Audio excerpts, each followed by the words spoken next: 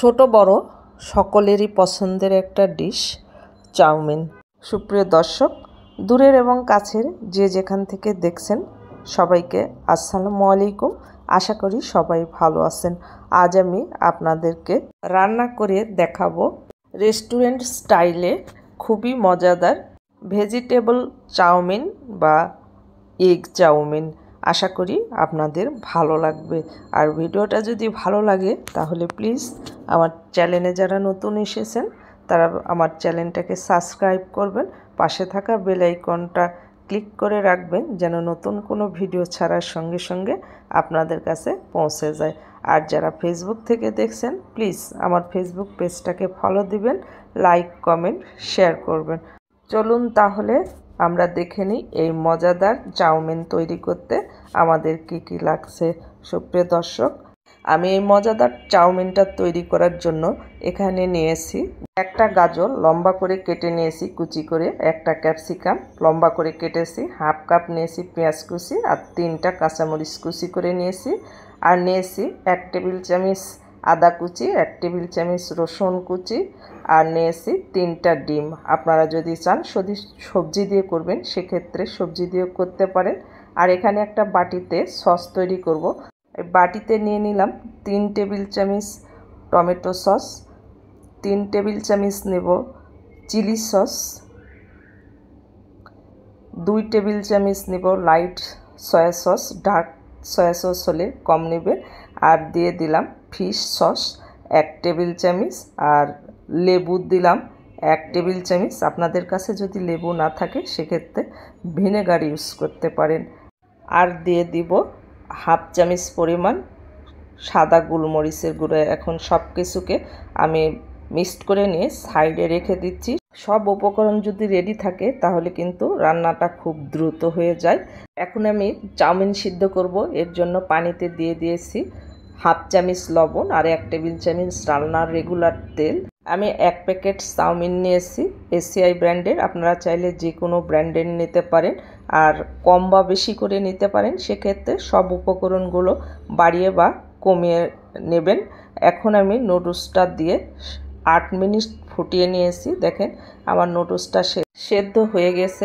আমি এটা একটা ছাঁকনিতে ঢেলে পানি দিয়ে ধুয়ে নেব যাতে চাউমিনটা বেশি সেদ্ধ না হয়ে যায়। আর এদিকে চুলায় আমি কড়াইটা বসিয়ে দিয়েছি, এর মধ্যে দিয়ে দিলাম তেল। তেলটা গরম হয়ে আসলে যে ডিমটা আমি ফেটে রেখেছিলাম সেটা দিয়ে ডিমটা আমি স্ক্র্যাম্বল করে নেব। আমি 3টা ডিম স্ক্র্যাম্বল করতেছি। আপনারা চাইলে 1টা অথবা 2টা দিয়ে করতে পারেন, অথবা যদি না চান তাহলে ভেজিটেবল দিয়েও করতে পারেন। আমার ডিমগুলো স্ক্র্যাম্বল করা হয়ে গেছে। আমি ডিমগুলো এখন উঠিয়ে সাইডে রেখে দিব। আর এইভাবে যদি আপনারা রান্না করেন খেতে কিন্তু রেস্টুরেন্টের চাইতেও বেশি মজার হয়। আর এই কড়াইয়ে আমি রান্না করব। এখানে আবার দিয়ে দিলাম আমি 2 টেবিল চামচ পরিমাণ রান্নার রেগুলার তেল। আর প্রথমে দিয়ে দিতে হবে আদা কুচি। আদা কুচিটা ভালোভাবে ভেজে নিতে হবে, তবে এটা লালচে ভাব আনা যাবে না, তাহলে এটার টেস্টটা আলাদা হয়ে যাবে। আর দিয়ে দিলাম রসুন কুচি আর আদা কুচি ভালোভাবে একটু ভেজে নিয়েছি। তারপর এর মধ্যে আমি অ্যাড করে দিচ্ছি কাঁচামরিচ আর পেঁয়াজ।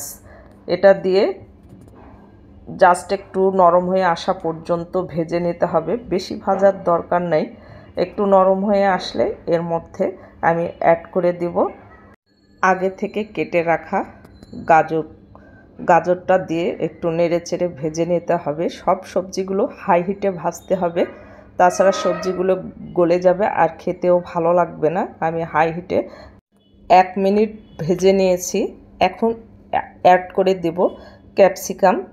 এটাকেও আমি নেড়েচেড়ে 1 মিনিট ভেজে নেব, বেশি ভাজার দরকার নাই। আর 1 মিনিট ভাজা আমার হয়ে গেছে। এখন অ্যাড করে দেব যে সসটা আমি তৈরি করে রেখেছি সে সসটা দিয়েও কিন্তু হাই হিটে রান্না করতে হবে। আর চাউমিনের মধ্যে যে মশলাটা ছিল সেই মশলাটা অ্যাড করে দিলাম। আর একটু টেস্টটা ব্যালেন্স করার জন্য আমি 1 চামচ পরিমাণ চিনি দিয়েছি। আপনারা যদি চিনিটা পছন্দ না হয় সেক্ষেত্রে স্কিপ করতে পারেন। সসগুলো যখন গাঢ় হয়ে আসছে সেই পর্যায়ে দিয়ে দিলাম চাউমিন। এখন নেড়েচেড়ে ভালো করে চাউমিনগুলো সসের সঙ্গে মিশিয়ে নিতে হবে। বেশি কুক করার দরকার নেই, চুলার জালটা একেবারে লো করে দিয়ে সসগুলো চাউমিনের সঙ্গে মিশিয়ে নেবেন।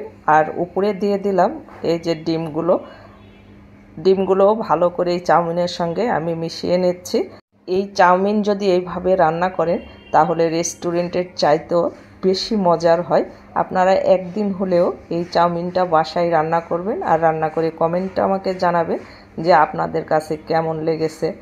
লবণটা মনে হচ্ছে আমার কাছে কম হয়েছে, তাই একটু লবণ অ্যাড করে দিলাম। আপনারা অবশ্যই লবণটা চেক করবেন, আর লবণটা দেওয়ার সময় একটু খেয়াল রাখবেন যে আমরা অনেক রকম সস ইউজ করেছি, সেক্ষেত্রে লবণটা একটু কম ইউজ করবেন। আর দেখেন আমার চাউমিনটা রেডি হয়ে গেছে, কতটা সুন্দর আর কতটা জুসি হয়েছে। আমার চাউমিনটা অসাধারণ লাগে খেতে, এটা ছোট থেকে বড় সবাই পছন্দ করবে ইনশাল্লাহ।